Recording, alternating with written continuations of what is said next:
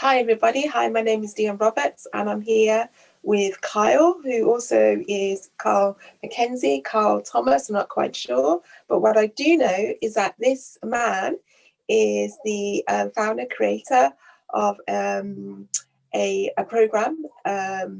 His work is called Knowing Thyself, and it's called Knowing Thyself because of what he's all about. He is a mindfulness, breath work, and is really, really experienced when it comes on to fasting and nutrition. So he speaks from the wisdom of fasting, and through the wisdom that he has channeled through the practice of food, nutrition and fasting, he really does know thyself. And by knowing thyself, it also means that he knows many, many others, because at the end of the day, we are all one and we are all connected. Hi. Hi. Wonderful introduction. Thank you very much, Dionne. So just put us on split screen so we can both chat. So the reason for conversations is because I'm holding a retreat in January. It's live in January, and it's called REST and Digest. So the primary focus of REST and Digest Virtual Retreat is that it's about resting. I want to say resting, I mean really surrendering and embracing rest, which most of us do find it difficult. We can't help but find it difficult because of our lives, because of the Western world. When I say the word patriarchy, I do not mean it in the sense of, blaming anybody or bashing anybody.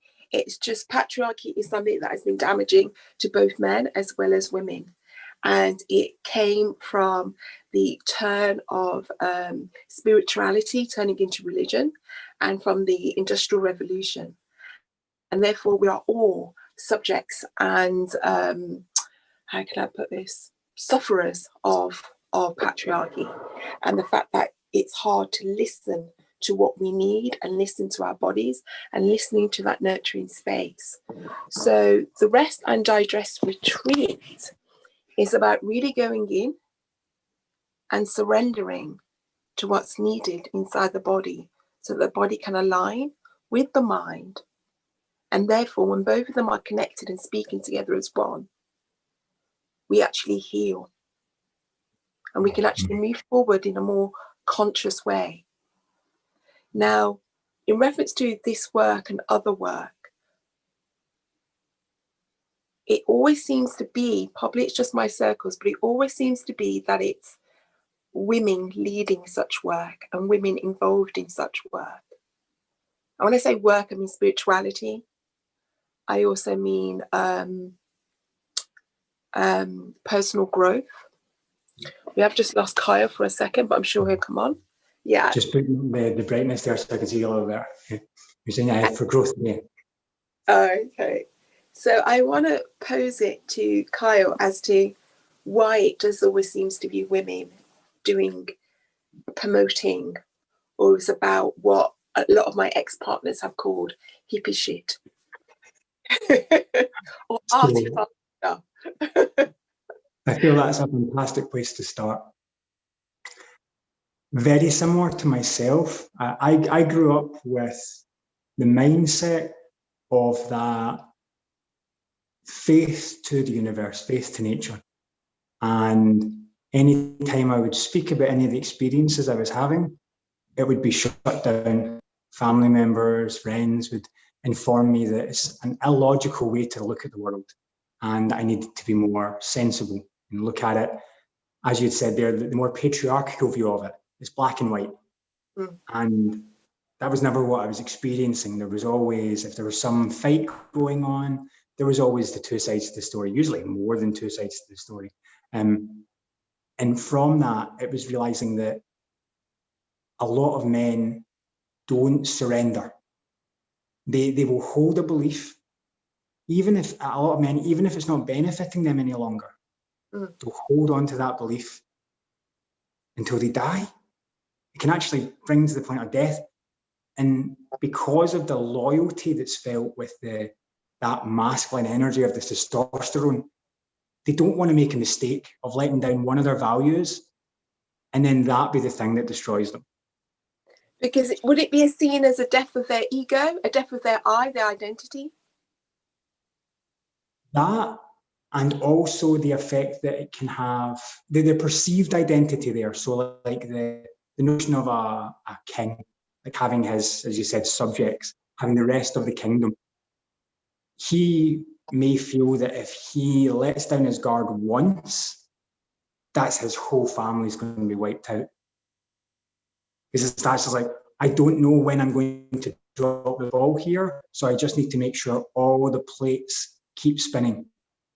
The feminine perspective there may notice that one of the plates is about to smash, and she just like brings attention, saying, shall we maybe look at the other plates at the moment? Yeah, so intuitively. No, it says like, you need to look at all the plates are important. You're like, but all the plates aren't going to smash. There's only one going to smash at the moment. So the feminine's like, relax yourself, be aware of the situation, and let go of your perceived notion of what you think you need to do here, and do what you need to do.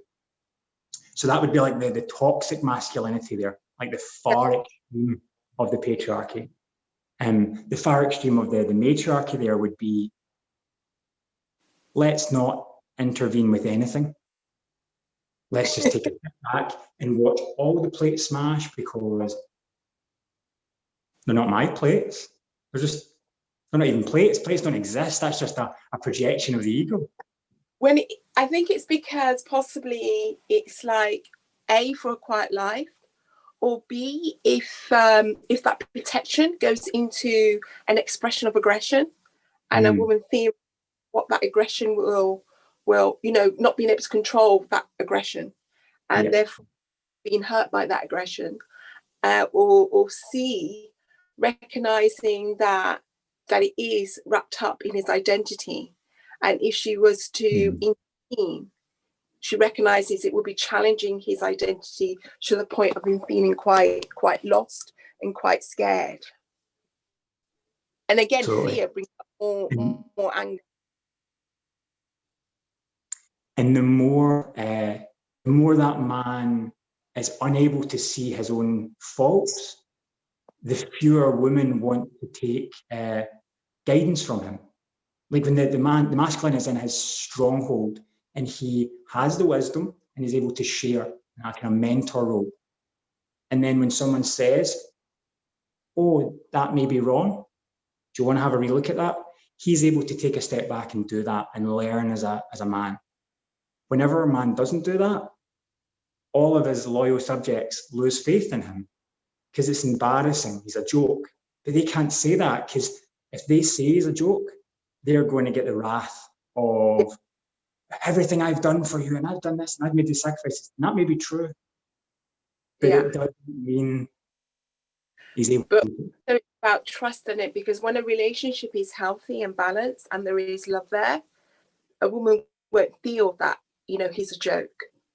That guidance trying to get him to see that plate is about to break could be illustrated with love, and could be highlighted out of a place of love, and out of a place she doesn't want that plate to break either, because that plate could be balancing the family unit. So she's keeping that plate up as well. So in the subject of rest, for example, when a man needs to rest and is feeling these things, a woman's perspective can be quite different. It could be, it's about, I think in a household and a family, it comes down to money. Because if she points out or supports rest when a man is chronically suffering and needs to rest, then the family household financially is gonna take a beating. And what I'd like to discuss is how a man feels internally inside if he's not able to provide for his family when he needs rest. So that's a great kind of point to bring up there, of like bringing it inside.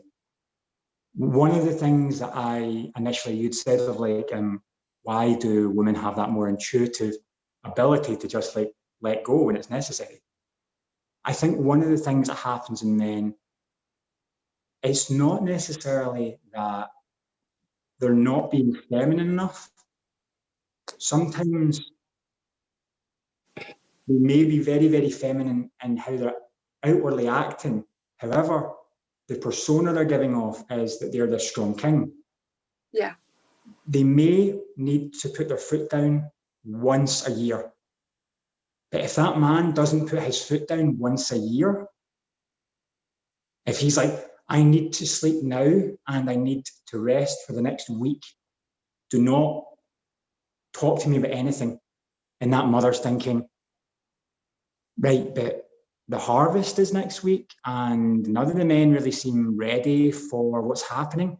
She can see that, but she's living in the now of, okay, how do I keep the equilibrium of the family household? How do I keep the kids happy? How do I bring it to the kids that they can't talk to their father for the next week without the kids then taking out on the mother that it's somehow her fault because she's the bearer of bad news? And then that man may say, you know what? Do you want me to spend the week with the kids? And the mother's like, do you think that'd be a good idea?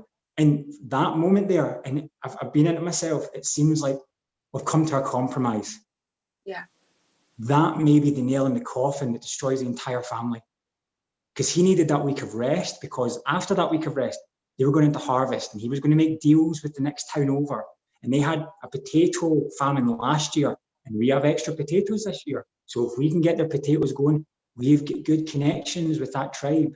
And we fell out with the other tribe in the north last year. So if we can get some of their oranges, we can trade that.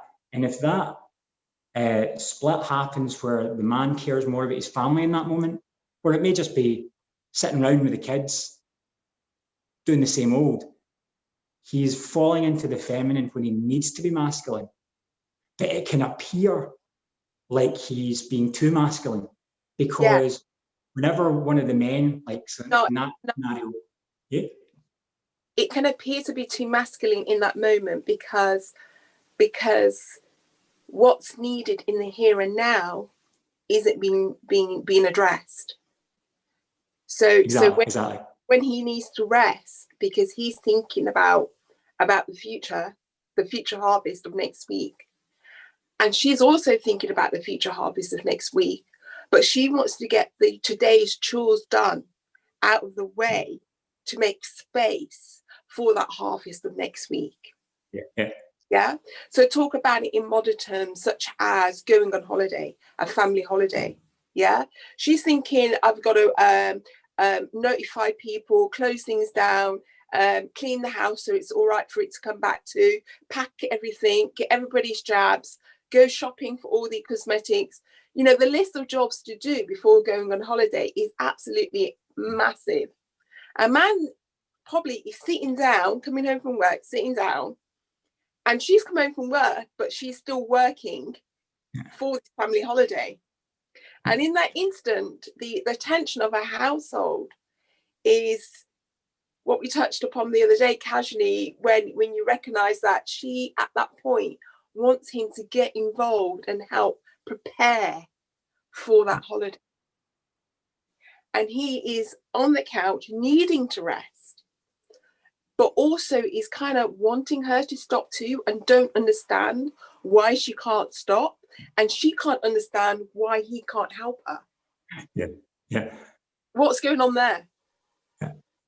So you said it perfectly, of they're looking to the future there. So if we think of the feminine as the present moment, and the feminine, like opening of the heart, it's closing and opening, closing and opening. The more a woman can open her heart to the present moment, the less she cares about the past and future. That man may have cheated on her. That man may have plans to leave her next week, but the more that he is able to hold that space for her in the moment, she can open her heart. And a lot of those issues can be let go, like you said, of like planning the holiday. Oh, we need to do this, we need to do this, need to do this. If the man is able to hold the space there, perhaps the woman can recognize, actually, I can borrow a suitcase from Jan next door. I don't need to buy one. And that just happens. And he couldn't solve that. He was never going to think, he may know, he may have been the one that gave Jan the suitcase, but he's like, I don't want to bother other people. The mother knows it's not bothering. She gets to go and ask, Jan, can you help us out? And she's like, of course I can. Right, wonderful. And that's 2-second conversation. And that required the man to step into his masculinity, hold the space in the present, and say, what truly matters in your heart at the moment? Not your makeup in Spain. Is that really in your heart at the moment? And she's like, okay, it's actually the kids. I'm worried the kids hate flying. So what can we do about that? It's like, okay, I'll sit down with the kids and I'll talk them through, right? Something like that is solving the problems. That the masculine is going to be more inclined to work on one task. So it's about communication in that moment, do you think, is the key?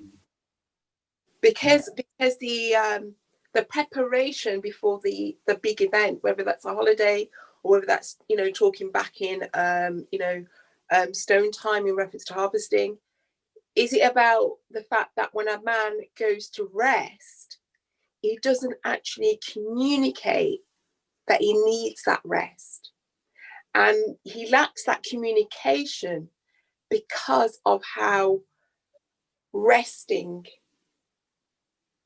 is viewed by society, how it's viewed possibly as a weakness to him, as he probably views it as to speak of his needs.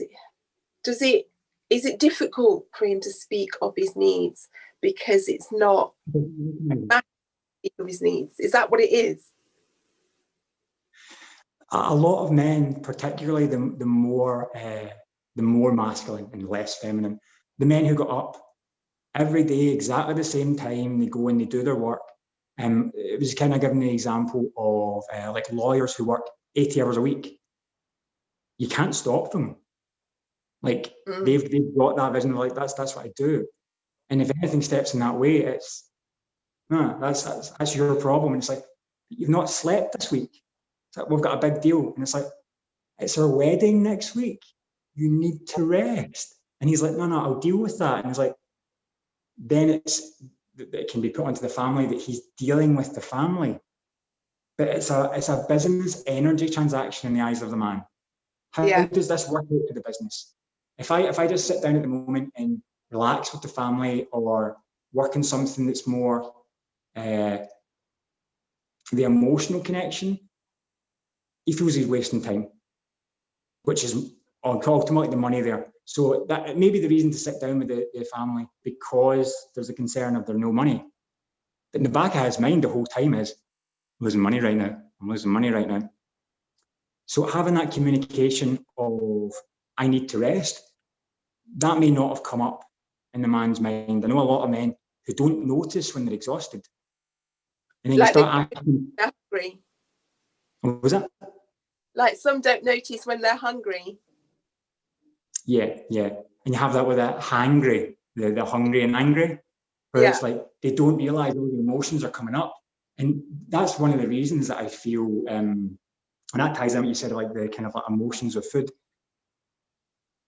If a man comes in and he's just all over the place and food is presented to him like a big chili, it's got a lot of different flavors, it's really deep and rich, it's got spices, and it's like, spices are causing damage to the body.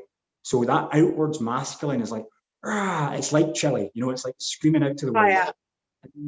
Yeah. And then the mother or the wife, the feminine energy there, puts down the chili, and the man's like, I'm on fire. And then he eats fire and he's like, it's like, the feminine is the one that's on fire there. The masculine needs to be cool. It needs to be able to cool itself, to hold that space. Because if the feminine wants to be the phoenix and wants to burn out bright, especially if they're going on holiday, she wants to be the dress to the nines and the thing. It's like, that's her moment of glory. She's out on the beach and he's sitting there on his iPhone going, they've not got the latest update at the moment.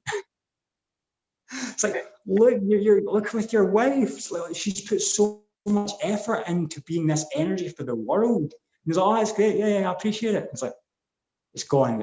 He doesn't even appreciate it because he's back in the masculine grind of the 9 to 5. So that in a cold beer. Sipping a cold beer. The coldness, sipping a cold beer. So talk to me about what a man could do when it comes to, I mean, we are going into the retreat, but I'll just ask you this one question, because this is kind of giving a snippet as to what you're going to be talking about. What it can be like for a man who is really suffering chronically, you know, so if somebody has like chronic fatigue, chronic MS, an autoimmune ability, where they are out of work, you know, where they are bottom, you know, they hit rock bottom, and they've got no choice but to rest. Can you give one tip? Because the rest you'll just have to like come to the retreat, guys, to hear the rest. But can you give one tip, one advice, what they could apply or look into in reference to accepting that they need to surrender to rest? Breathing. It's the number one thing, breathing. Because in order, you said like of like they find themselves at the bottom. So for that, you'd said of the patriarchy. So if you imagine patriarchy pyramid, right? So the far masculine has the man at the top, and in every structure. So that would be like, you've got a chef, you have a musician, the lead singer. He's the one that sets everything else in motion. And he may be causing a lot of people to make a lot of money, but if Bon Jovi doesn't show up, there's no gig. Yeah. So he knows he needs to rest because everyone else is expecting him to be the thing on that day. If the man hasn't been in the patriarchy and he's not like one of the strongest like details of the patriarchy is the value of the patriarchy is the ability to be of value to other men. So there may be someone who is not connecting in a way that society would deem as like an acceptable way. But if all the men that he knows require him, like let's say he makes websites and no one else makes website, and he's like, I'll make that website for you. And they're like, thank you. He might not be in like a full-time job, he may not be a CEO, but if he decides to leave that group, they need to go and find another web developer. And then lay in their idea, and he may have been on that. So it's kind of like everyone is in the same level. Because that's what it is in nature. Everyone understands that everything is part of nature. Then the masculine says, well, there's obviously different parts of the nature. If that has been split apart and we find ourselves as a man on the bottom of the pyramid, or not even on the pyramid, the woman will bring us back in and say, oh, it's okay. That can be one of the most damaging things for a man, because if he knows it's not okay, and then he is convinced that it's okay, he might not go and join that tribe again. He may not join into the workforce again. And the men are never going to respect him. And I never understood that. I was like, no, of course they're going to respect. And then the more and more I saw it, I was like, I always challenge the man at the bottom of the pyramid. Look for it in tribes. No, I know. Pick on him. That just feels so foreign to me to not Same. support him at that point and go, I accept you are. Because I'll give you an example. Kind of like not accepting where he is at this moment in time. I'll tie it into what we're saying with the holiday there. So looking at the present moment, the man's like, okay, I need to rest. The woman knows there's things that needs to be done. Mm-hmm. Another man who the family haven't seen in years shows up at the door. Warmly welcomed in. He left for years, doing work. He comes in and lets the family know, I have a cabin at the coast that's empty this weekend. Do you want to go away for free? I've got a Rolls Royce outside. I've got a driver and they drove me over here. I can get a taxi to my hotel. They'll bring you. You won't even need, there's loads of clothes there as well. You won't even need to bring any of your clothes. And see all these problems that the woman had. So the man was alone working, solved them. He wasn't even in her mind. But the man who's been trying to help every day, who's not been able to rest for years, because he's like, I need to do. This man's been away for 3 years. He's been in hibernation for 3 months. No one's even been thinking about him. He's done everything that his tribe needed to do. The patriarchal pyramid is complete for him. yeah, The man who was told it was acceptable for him to rest when it wasn't acceptable for him to rest. He is now, and again, you said it's like foreign. I found it foreign initially until I started to see where I was dropping the ball, and I was like, I am a liability. So, and I'm the strong masculine there, black or white. Are you an asset to this family, or are you a liability? So you said there, like, why would you not accept it? It's such a foreign thing. So let's say I'm the man there, and I decide, okay, I'm going to rest at the moment. The other king didn't arrive. He's not offered a holiday. That was just the mother was having a daydream. She's like, wouldn't it be wonderful if David showed up at the door? He has that. And the man's like, yeah, okay. But then Bob shows up at the door. And Bob's been out of work for a while and he doesn't really have many transferable skills. But he's all right. He's a friend of the family. And I decide to sleep. I'm like, okay, Bob's on call now. I'm going to go away for the weekend. I'm going to rest for the weekend. We've got holiday next week. We've got a wedding the week after that. I'm going to rest for the weekend. Bob, do you got this under control? Bob's like, yep. But Bob doesn't have it under control. And then something happens. Let's say a robber shows up at the door. And Bob sees it and Bob goes, oh, no, I've got to call Dave, get Dave back. The mother and the kids, the family, their life is now at risk because he can't step in as the man. And you can say it's not his responsibility, but I left him only because I knew he could be responsible for it. And if I come back and my family are murdered or my wife's been abused, and Bob's like, oh, I can't accept that in my tribe. And the mother might, the family might. Yeah, I understand that. And I do understand that. And a woman would totally agree with a scenario like that. But we still find it hard to not allow a man to rest when we can obviously see that he needs to rest.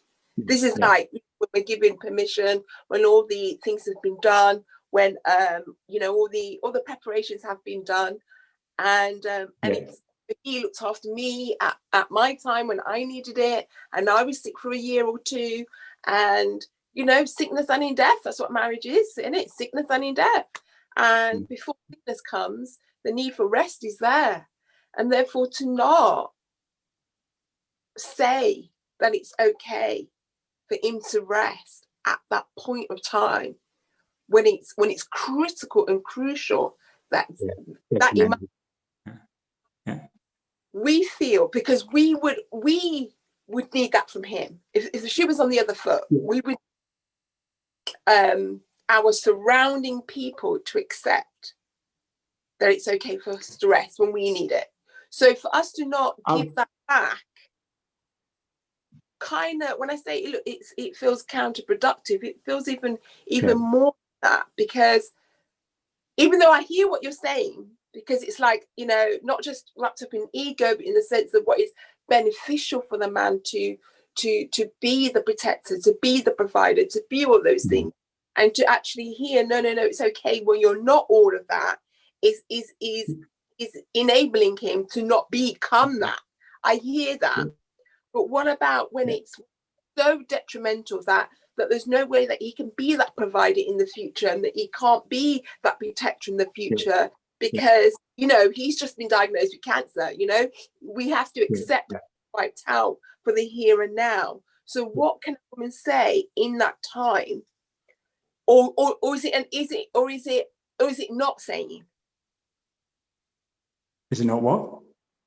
Not saying, right? So I'll give you a like on that. So first being the man, in my eyes, and the masculine perspective here, I think would be agreed upon. It was my fault for letting him into the stronghold as the king of that household while I was gone.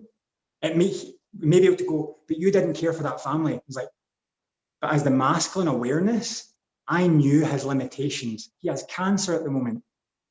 I knew his limitations, and still I decided to bow out at that point. That was not the time for me to rest. That was my bad, not his. But it ends up coming out in him. He may have been partially responsible. What about if it's Dave that had cancer at the time? Not Bob, who Dave put in temporarily. So that'd be like me if I had, like, so for that example, right? And you'd ask like what to ask or what to say, or to say nothing. Yeah. One piece of advice, and this is golden information here, and I've played it through a lot whenever I'm being given statements or asked questions of what it is that's happening there and why I respond certain ways to it. The best way to get into a man's mind is ask the question that you wanted to make a statement. Vice versa for men.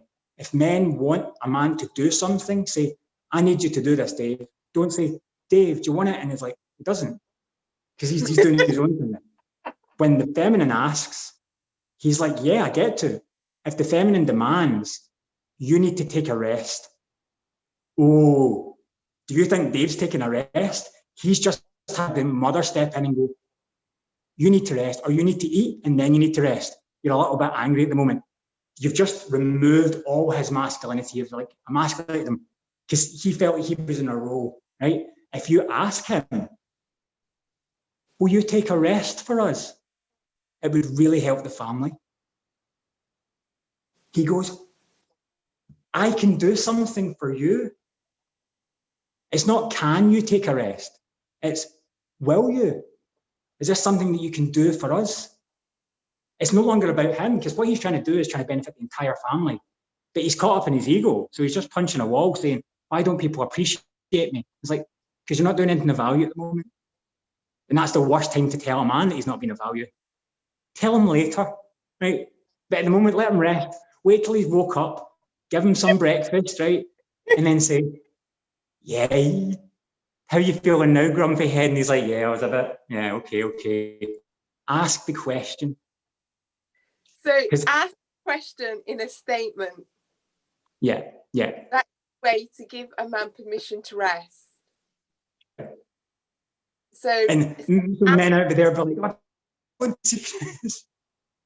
I initially, when I first heard that, I was like, okay, so am I being tricked with these things? And then I just thought, right, I thought through any time a woman would ask me a question with it, it's almost seductive. I don't mean it even in a sexual way. It's just a little girl comes up and say, hey, mister, will you help me across the street? It's like, of course. He gets to step in as the man. If that same girl says, hey, mister, you're an adult, you need to help me cross the street. He's like, no, I don't. It's like, suddenly the ego comes in of like, yeah. I get it. It's hard for me to do in my language, but I've got a fine example actually that I could use to sort of teach me to do that. So it is kind of golden in a way. So so much. And like you say, I don't want to give away any more nuggets for the retreat, but But that is absolutely wonderful. Ask a question in the form of a statement is the way to give a man permission and support him when he needs rest. Yeah. Thank you. It makes him feel most like the king, because it's essentially it's the mother bowing out there. Like I'll give you one little quick story to kind of wrap up with what I'm saying now. Do you know Dr. Sebi? Dr. Sebi. He's a African man, he died a few years ago, from Honduras, and he started looking into all cannabis for healing and changing the diet away from like heavy processed foods. And he was like treating people successfully of HIV, of sickle cell anemia, cancer, tumors. Wonderful, wonderful. And one of the stories he told was he went off to this tribe. It may have been in Honduras.